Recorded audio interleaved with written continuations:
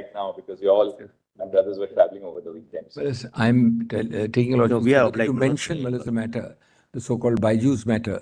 Your Lordship's order, froze that 150 crores. That is no problem. Your Lordship has frozen it. Your Lordship's added a sentence, there will be a stay of the order. Now, the stay of the order means the CRP will revive. Now, under COC, normally COC would be a constituted end. We are taking up the matter. We are on the 23rd. No, your Lordship is taking on 23rd. It's not coming up. What has happened is that your Lordship's order... The one will take up the matter. There's no difficulty. They should not, COC should not be... COC should not be constituted in that time because then I have to file a 12A. COC. I'm not objecting, I'm saying... During the parties, it's coming up. I am only saying...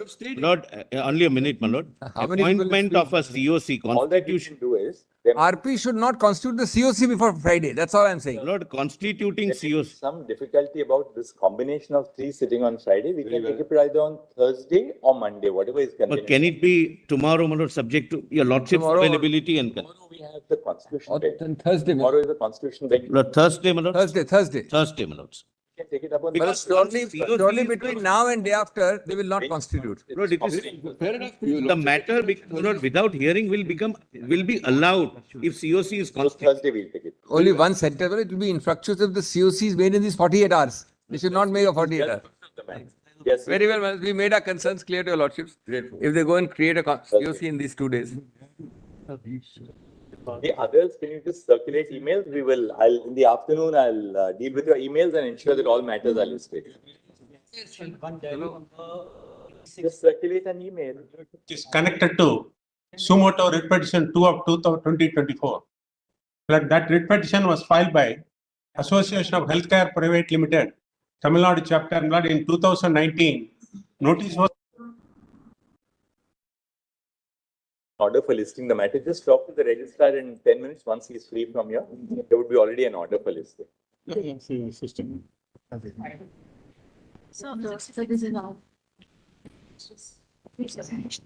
Lords, if your Lordships can consider indicating, my lord, the concerns which your Lordships would like us to assist. Mr. Sibyl is appearing for the Your Lordship, with Mr. Sibyl in this matter, Your Lordship, I'm also assisting Your I'm Lordship. appearing for the Delhi Medical Association. Lord, we have filed an application. State of West Bengal is represented by Mr. Sibyl. Yes, Lord. I appear for the Bengal Doctors, the Association of Bengal. Lord, I am appearing for the original writ petitioner on Your Lordship, I'm... order the CBI was done. My Lord, I'm appearing on behalf of the petitioner. Number of interveners. Yes. We don't have Appearing on behalf of the petitioners. calling out who they are appearing for. We only request the interveners to give a slip of paper to the court master indicating who you are appearing for. We'll take that. Otherwise, we'll spend the next 10 minutes and only. I'm appearing for the Indian Medical Association. We'll give our slip, Lord. My lord, I'm for the writ petitioner at whose behest the investigation was transferred to CBI. The reason why, I must make it clear, the reason why we decided to take suo moto cognizance, we are conscious of the fact that the High Court was entertaining a petition which was filed by the petitioners who are here before us, is because this is really now not just a matter relating to a particular murder which takes place in a hospital in KOLKATA, which is horrific in the nature of the crime, but it raises systemic issues in regard to the safety of doctors. Lord, 2 more incidents, one in Bombay and one in Ahmedabad. Let the Chief Justice, please. This deals with the systemic issue of safety of doctors across India. Yes. There are a couple of things, Mr. Sibyl, before we deal with the broader aspects of safety and what we propose to do, we'll tell you in a I have something to assist on that, my lord. Neutral. First, on matters of safety, we are deeply concerned about the fact that there is a virtual absence of safe conditions of work for young doctors across the country, particularly in public hospitals.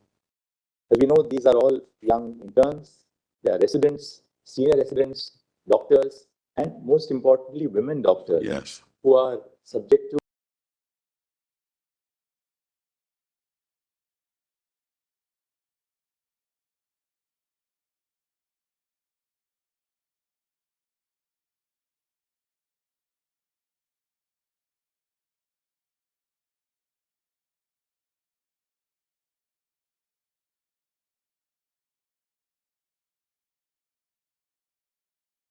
of graver dangers and vulnerability. Yeah, vulnerable. By virtue of the nature of their Absolutely. because of gender. Working hours. And working hours. most of the young doctors have to put in somewhere 36 hours, 36 Malad, hours. stretch. We find that there are no duty rooms available, no separate restrooms or duty rooms available for men and women doctors, for the other nursing staff, for the paramedical staff who are also on duty. And therefore, we must evolve a national consensus to ensure that there must be a standard national protocol to ensure that safe conditions of work are provided. This is not a matter of providing protection either to women or protection to doctors in general. It's a matter of creating safe conditions of work so that they ultimately, what is equality under the Constitution all about? If women cannot go to a place of work and be safe, then we are denying them the basic conditions of equality.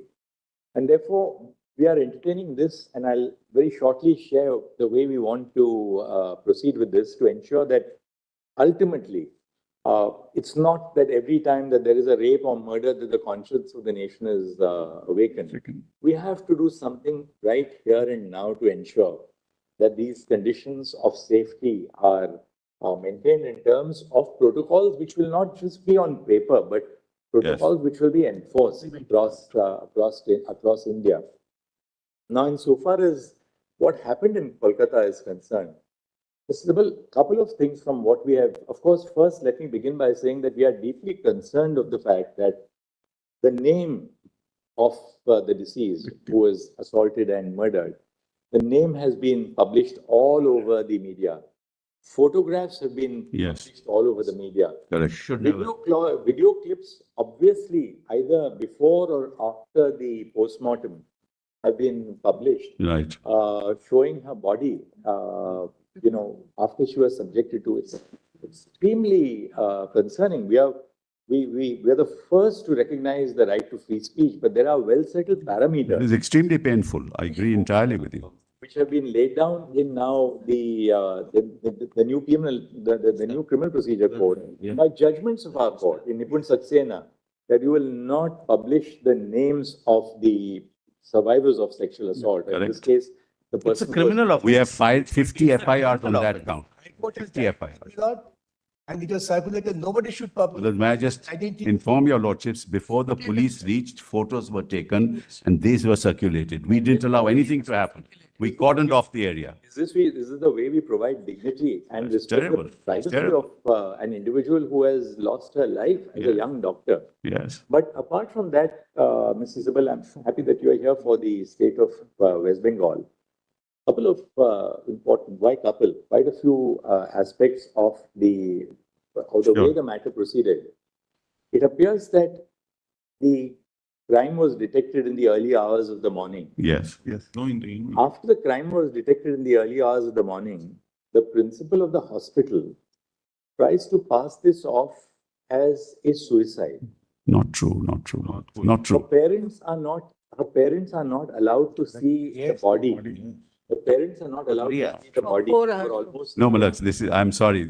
Anyway, Malad, this is the impression. Our investigation We'll have to place the facts before your lordships. We have investigated that.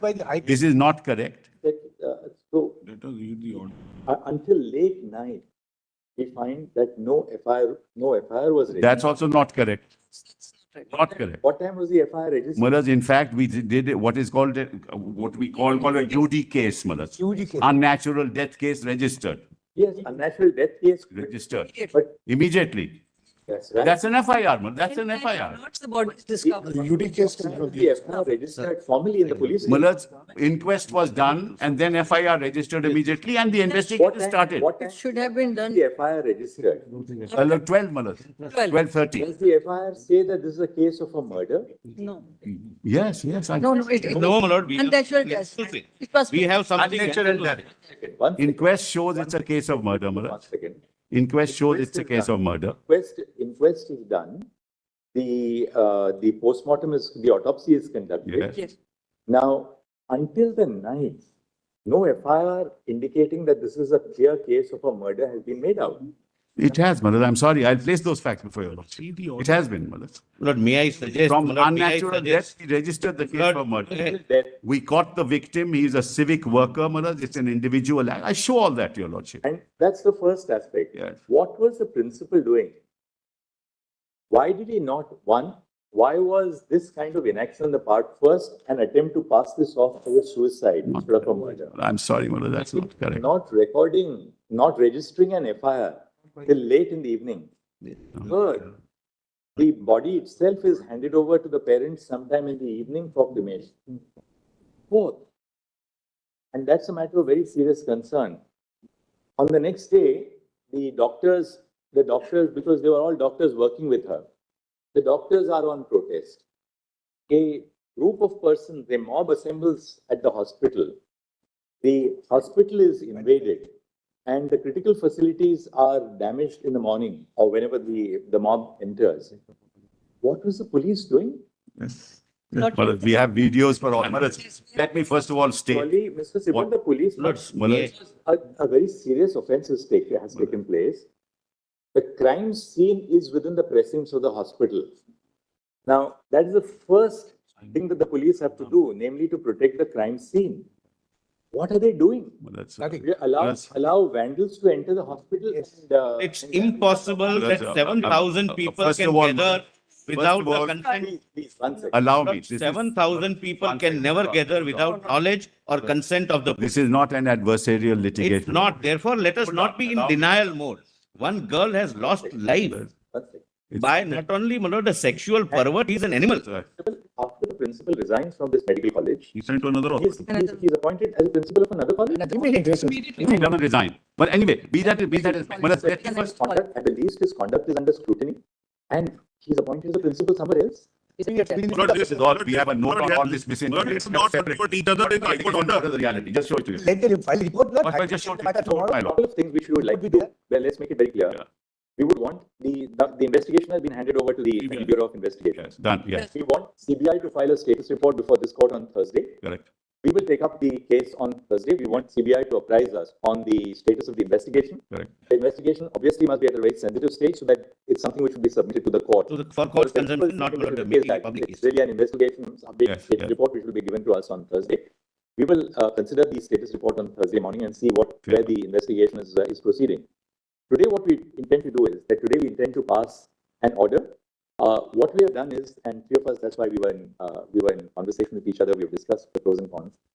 We are setting up under the authority of this court a national task force.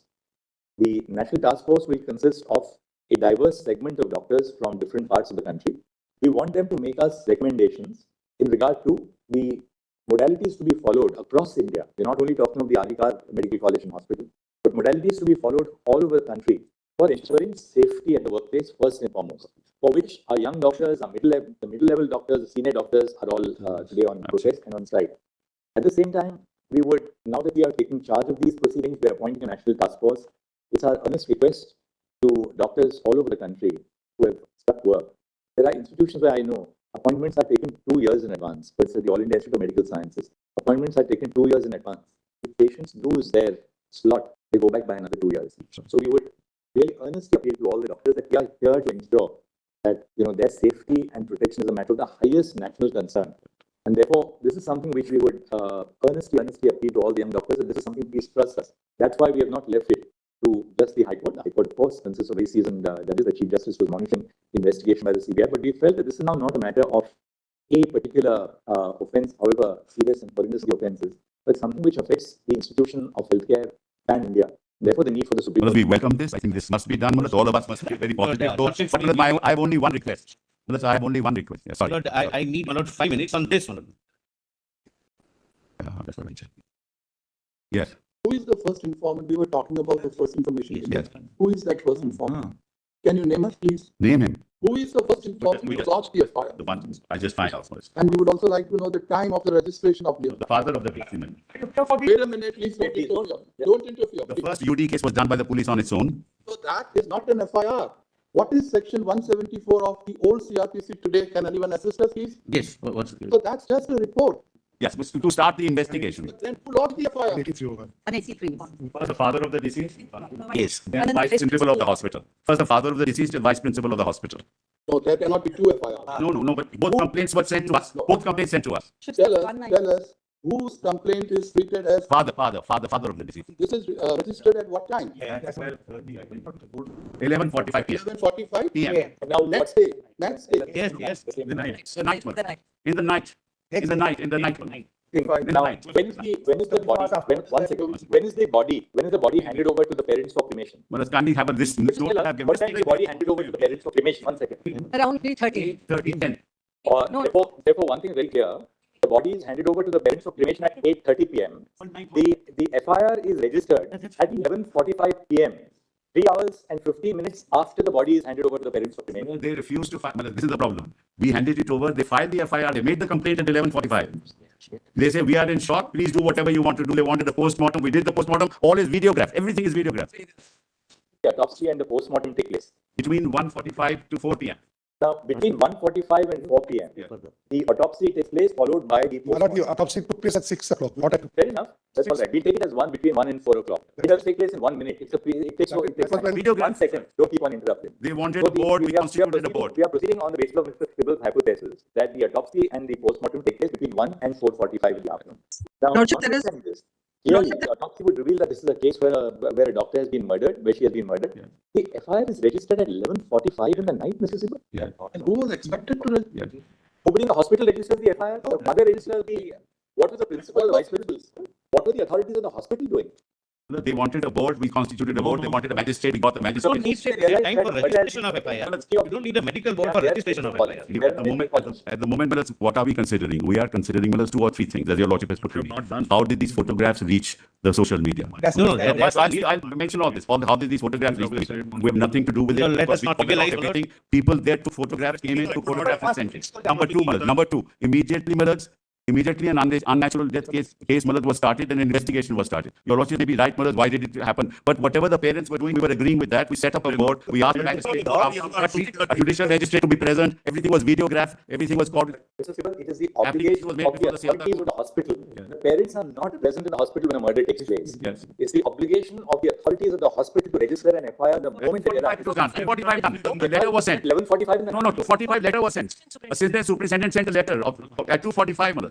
It is not 11:30. At 2:45 it said that we set out all this. But it's better we set it. What we Lordship, give me 5 minutes to further to assist your lordship. Lord, first of all, Lord, let us not trivialize on this side. Lord, we are dealing with one incident, but your lordships are rightly looking at a larger picture. But we are dealing with, my lord, a young doctor, not only raped by a sexual pervert or perverts, but who was an animal-like instinct, who had an animal-like instinct, the way, my lord, that body was handled. Thereafter, my lord, I don't wish, my lord, to make this a political issue. I would request the state also not to be in a denial mode. 3 hours of the patient parents waiting, my lord, is something we can experience if we put ourselves in that position. Now, my lord, so far as the safety is concerned, my lord, one thing I must bring to your lordship's notice.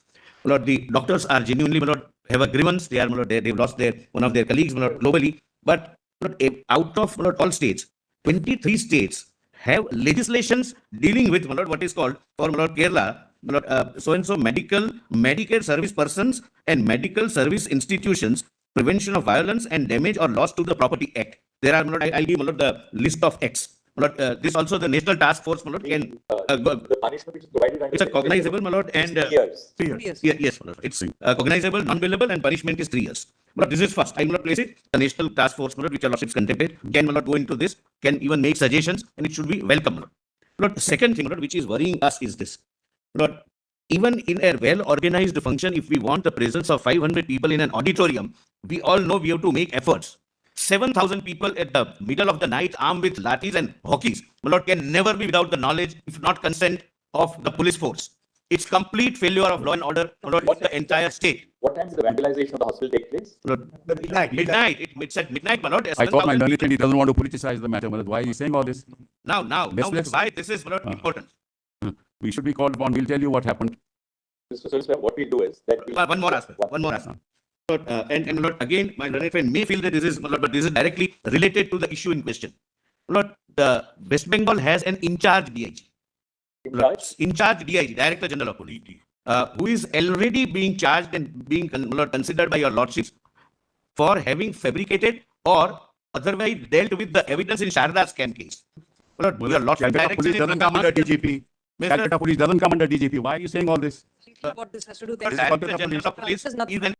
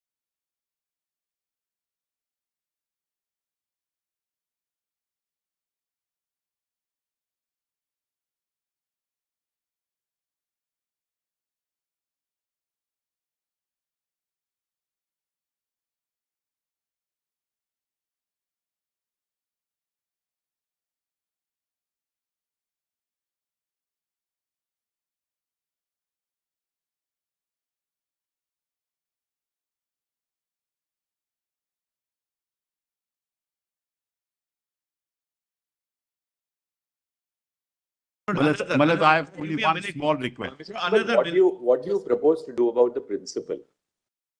Whatever your lordship says, we'll do, Malad. As Malad, whatever your lordship says, we will do. There's no issue. SIT is constituted. state, you must SIT is constituted, but whatever your lordships will say, we will do. We are not, Malad, this is not adversarial, as I said. Malad, just give me, just voluntary organization of doctors in India called for a nationwide withdrawal of medical services, except emergency services, for 24 hours on 17 August 2024. In the aftermath of the brutal incident and the demonstrations which followed, the state government was expected to ensure the deployment of the state machinery to prevent a breach of law and order. It was all the more necessary to do so since investigation of the crime which took place in the presence of the hospital was underway. We are unable to comprehend how the state was not prepared to deal with the incident of vandalization of the premises of the hospital.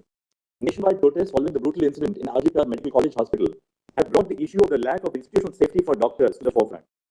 Medical associations have consistently raised issues of the lack of workplace safety in healthcare institutions. Medical professionals in the performance of their duties have been unfortunate targets of various forms of violence. Hospitals and medical care facilities are open throughout the day and night. Medical professionals, doctors, nurses, and paramedic staff work round the clock. Unrestricted access to every part of healthcare institutions has made healthcare professionals susceptible to violence. Patients or relatives in anguish are quick to attribute untoward results to the negligence of medical professionals. Such allegations are immediately followed by violence against medical professionals. In May 2024, two on-duty doctors were allegedly attacked by relatives of a patient who died during treatment in a hospital in West Bengal. In another incident in May 2024 in Bihar, following the death of a 25-year-old pregnant patient, a nurse was allegedly pushed off the first floor of the building by the kin of the patient. In August 2024, a final year resident in a hospital in Hyderabad was allegedly assaulted by a patient's attendants after the patient died due to medical conditions. These incidents of violence are a few among the many that have been unleashed against members of the medical community in the recent past. They are portents of a systemic failure to protect doctors, nurses, and paramedical staff in the confines of hospitals. With few or no protective systems to ensure their safety, medical professionals have become vulnerable to violence. With the involvement of systemic issues for healthcare across the nation, this court has had to intervene. Women are at particular risk of sexual and non-sexual violence in these settings. Due to ingrained patriarchal attitudes and biases, relatives of patients are more likely to challenge women medical professionals. In addition to this, female medical professionals also face different forms of sexual violence at the workplace by colleagues, seniors, and persons in authority. Sexual violence has had its origins even within the institution, the case of Aruna Shanbag being a case in point. There is a hierarchy within medical colleges, and the career advancement and academic degrees of young professionals are capable of being affected by those in the upper echelons. The lack of institutional safety norms at medical establishments against both violence and sexual violence against medical professionals is a matter of serious concern. While gendered violence is the source of more malevolent manifestations of the structural deficiencies in public health institutions, the lack of safety is of concern to all medical professionals. Preserving safe conditions of work is central to realizing equality of opportunity to every working professional. This is not just a matter of protecting doctors. Their safety and well-being as health providers is a matter of national interest. As more and more women join the workforce in cutting-edge areas of knowledge and science, the nation has a vital stake in ensuring safe and dignified conditions of work. The constitutional value of equality demands nothing else and will not brook compromises on the health, well-being, and safety of those who provide healthcare to others. The nation cannot await another rape or murder for real changes on the ground. Several states, such as Maharashtra, Kerala, Karnataka, Telangana, West Bengal, Andhra Pradesh, and Tamil Nadu, have enacted legislation to protect healthcare service professionals from violence and damage to property.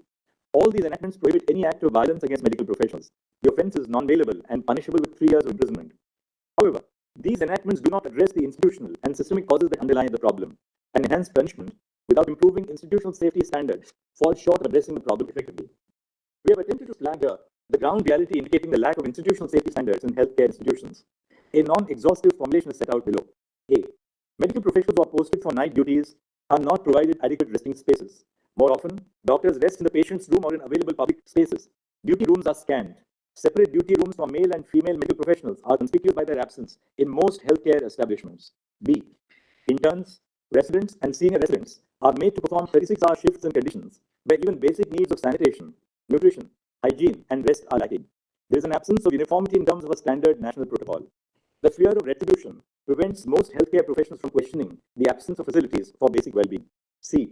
Lack of security personnel in medical care units is more of a norm than an exception. More often than not, medical professionals, which includes young resident doctors, interns, and nurses, are left to handle unruly attendants. Open access to healthcare facilities leaves medical professionals vulnerable to undesirable elements. D. Medical care facilities do not have sufficient toilet facilities. Most often, there is only one common toilet for medical professionals in one department. E. The hostels or places of stay for medical professionals are situated far from the hospital. Doctors and nurses who have to travel to and from the hospital are not provided transport facilities by the institution. Even within the precincts of the sprawling spaces of public hospitals, there is either inadequate or no transportation facilities for the safe commuter professionals. F. There is an absence or lack of properly functioning CCTV cameras to monitor ingress and egress to the hospital and to control access to sensitive areas. G. The patients and their attenders have unrestricted access to all places within the hospital, including intensive care units and the doctor's resting rooms. H. Lack of screening for arms and weapons at the entrance of hospitals. I. Dingy and ill-lit places within the hospitals. J. Medical professionals have to shoulder the responsibility of being both medical and emotional caregivers to patients and their relatives. There are no supportive facilities and no training in communication skills. And K.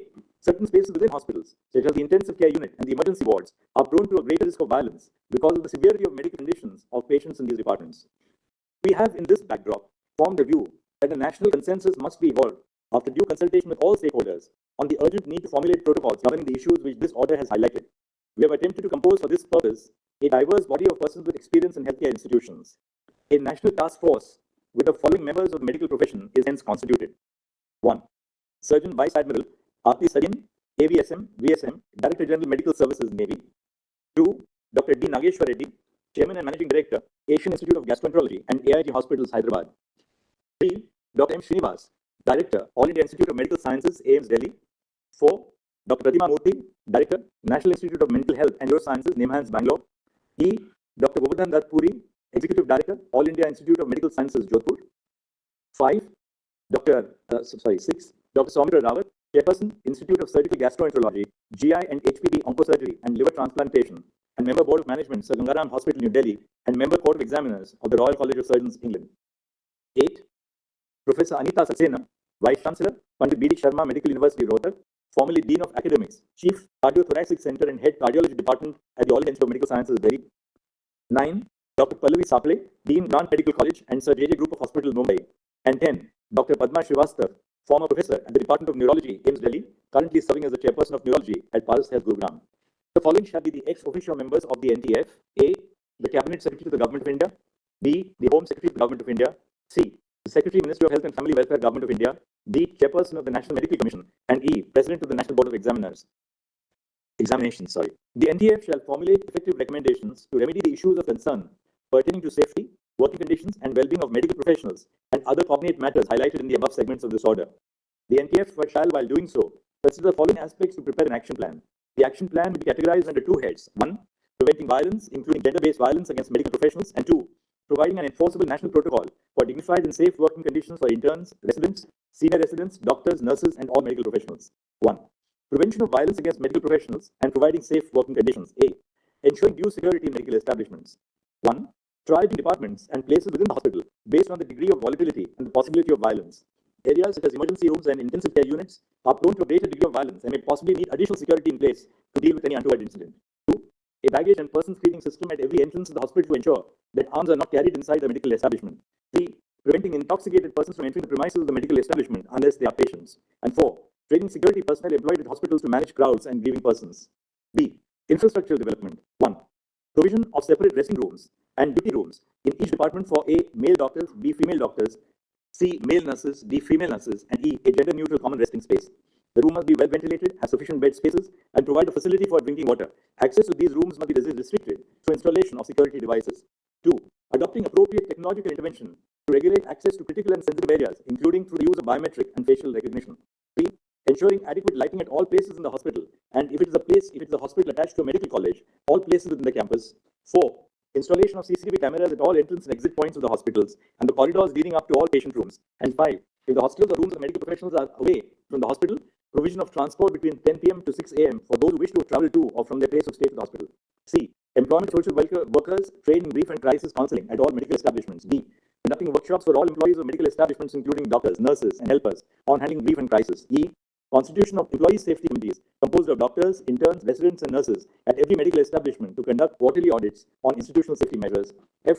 Including additional requirements on institutional safety measures for medical professionals as a criteria for accreditation of healthcare establishments by the National Accreditation Board for Hospitals and Healthcare Providers. And G. The possibility of establishing police posts in medical facilities commensurate with the footfall, bed strength, and facilities. 2. Prevention of sexual violence against medical professionals. A. The Sexual Harassment of Women at Workplace Prevention, Prohibition and Redressal Act 2013 applies to hospitals and nursing homes, including private healthcare providers. In terms of the provisions of the Act, an Internal Complaints Committee must be constituted in all hospitals and nursing homes. B. The duties of an employer listed under Section 19 of the Sexual Harassment of Women at Workplace Act 2013, which includes organizing sensitization programs and providing a safe working space, must be discharged. And C, ensuring for every medical institution a helpline number for medical professionals, which is open 24/7 and emergency distress facilities. It is clarified that the phrase medical professionals used in this judgment encompasses every medical professional, including doctors, medical students who are undergoing their compulsory rotating medical internship as a part of the MBBS cohort, resident doctors and senior resident doctors and nurses, including those who are nursing interns. The phrases medical establishments, hospital, medical institutions are interchangeably used. The NTF shall be at liberty to make recommendation on all aspects of the action plan highlighted above and any other aspects which the members seek to cover. They are at liberty to make additional suggestions where appropriate. The NTF shall also suggest appropriate timelines by which the recommendations could be implemented based on the existing facilities and hospitals. The NTF is required to consult all stakeholders, bearing in mind the gravity and urgency of the situation. We have included the heads of the National Medical Commission and the National Board of Examinations as ex officio members of the NTF. Bearing in mind the national concerns which have been raised over the issue and the high priority which must be given to the creation of safe working conditions in healthcare institutions, we request the Cabinet Secretary to the Union Government to associate with the work of the NTF. The Home Secretary of the Union Government has also been made a member of the NTF in order to facilitate proper coordination with the state governments. The Secretary to the Ministry of Health and Family Welfare of the Government of India will be the member secretary of the NTF. The Ministry of Health and Family Welfare will provide all logistical support, including making arrangements for travel, stay, and secretarial assistance, and bear the expenses of the members of the NTF. The NTF is requested to submit an interim report within 3 weeks and the final report within 2 months from the date of this order. All state governments and union territory governments, through their secretaries in the Ministries of Health and Family Welfare, and the central government, through the Secretary Union Ministry of Health and Family Welfare, must collate information from all hospitals run by the state and by the central government, respectively, on the following aspects. A. How many security personnel are employed at each hospital and each department? B. Whether there is a baggage and person screening mechanism in place at the entrance of the medical establishment. C. The total number of resting stroke duty rooms in the hospital and specific details of the number in each department. D. The facilities provided in the resting stroke duty rooms. E. Information on whether all areas of the hospital are accessible to the general public and is so with or without any security restrictions. F. Whether there are CCTV cameras in the hospital. If there are, how many and in which locations? G. Whether the institution provides medical professionals training to appropriately handle a grief of patients. If so, the details of the training must be provided. H. Whether social workers who specialize in handling grief of families of the patients are employed at the hospital. If so, the total number of social workers must be provided. I. Whether there are police outposts within the premises of the hospital or the medical college hospital campus. J. Whether an internal complaints committee in terms of the Sexual Harassment of Women at Workplace Act 2013 has been constituted. And K. Whether the employee of the establishment has discharged the duties prescribed by Section 19 of the Act of 2013. If so, the details of it. The data submitted shall be tabulated and filed with an affidavit by the Union Government within 1 month from this order. The Central Bureau of Investigation shall submit a status report to this court by, we'll say 22nd and not 23rd, by 22nd August 2024 on the progress in the investigation of the crime at Ajikar Medical College Hospital. The State of West Bengal shall also file a status report by 22 August 2024 on the progress of the investigation on the acts of vandalism which took place at the hospital in the aftermath of the incident. The matter will now